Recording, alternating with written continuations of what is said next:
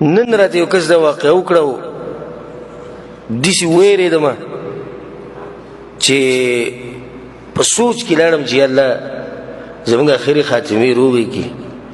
نو د یو پښتون کس واقعه راته ذکر کړه، د هغوی سره ډیره کې اوسي.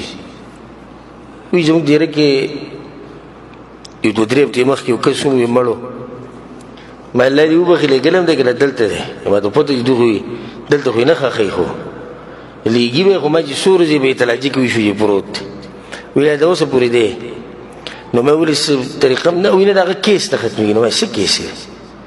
سړی دی مړ شو، خبره ختمه شو. څه کیس دی؟ نه وي دی یو کور ته ورغلی او زنا ده، هلته مړ شوی دی. دا ما ته دغه شان هغه کس وي، ما لکه ته څه وي؟ هلته مړ دی. نو اوس کیس روان دی، سړی به تراجي کې پروت دی، خو کیس خو ختمول غواړي که نه. نو هغه اوس غټه جاخه ده چې دا سړی په دغه وخت کې مړ شي. د ورغلی د قیله و، نو پته نه شي چې نشه یې ډېره کړې وه که څه چې یې کړی و، جلال د لاسه مړ شوی. اوس دې شرم ته وګوره چې یو خو الله سره ملاقات دی، نو ملاقات په دې حال دی چې دی د زنا لپاره ورغلی و.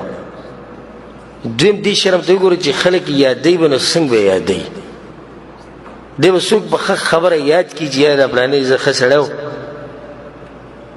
او ډېر نیک سړی و، ځکه مونځونه هم کړي، ځکه ذکرونه هم کړي، خو هغه دې خاتمې د لاسه ختم شو. هغې ته څوک نه ګوري، او دې ته ګوري هر سړی چې دی مړ څنګه دی. نو د هغه د کور والا به هم چاته د شرم د لاسه دا خبره ونه کړي چې دی مړ دی. د مرګ خبر به نه وکړي، به تپوس کوي څنګه مړ دی. نو دا خبره به خورۍ شي، نو د کور والا به د ده د لاسه په دنیا کې وشرمېږي، نو چې د دغه شرم به څنګه. نو سوچ زه یې وړم چې یا الله په موږ باندې پردې راواچوې، او یا الله زموږ اخري خاتمې روغې کړي.